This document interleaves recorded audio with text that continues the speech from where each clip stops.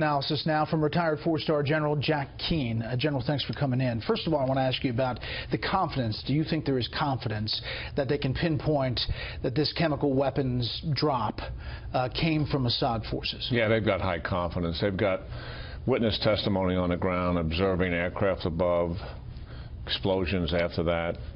We've got radar that puts the aircraft over the target. All of that airspace there, we cover down 24/7 on.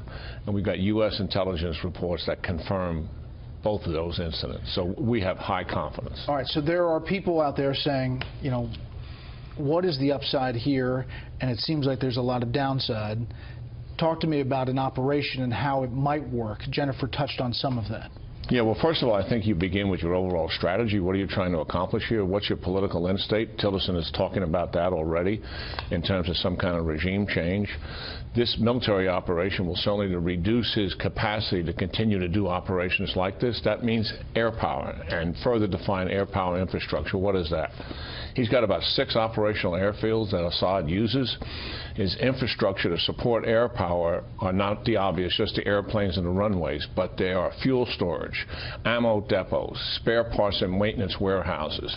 We would take all of that out at those 6 airfields. From Tomahawk missiles in the Navy, not air-to-air.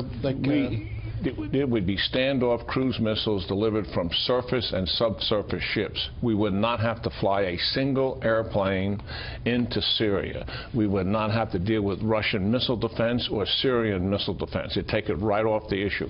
We would not have to have any air-to-air confrontation with Russian airplanes. Take that confrontation off the table. So what we're doing is a pretty clean operation. We could actually take down all 6 airfields with all those targets because of our capability, Brett, in one night. Whether we would do that or not remains to be seen. Right, but where the policy goes from there, I guess Jennifer mentioned we do have U.S.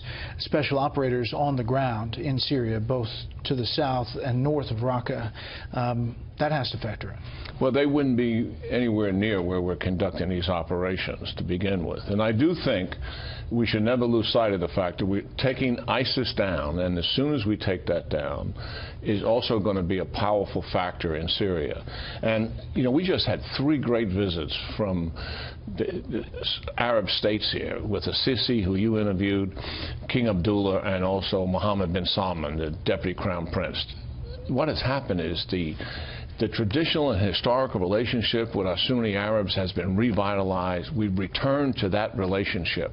Bring them into this. Make them a part of it. They wanted to be a part of this before, and President Obama would not let them be a part of it. But on Russia, how tied is Vladimir Putin to Bashar al-Assad?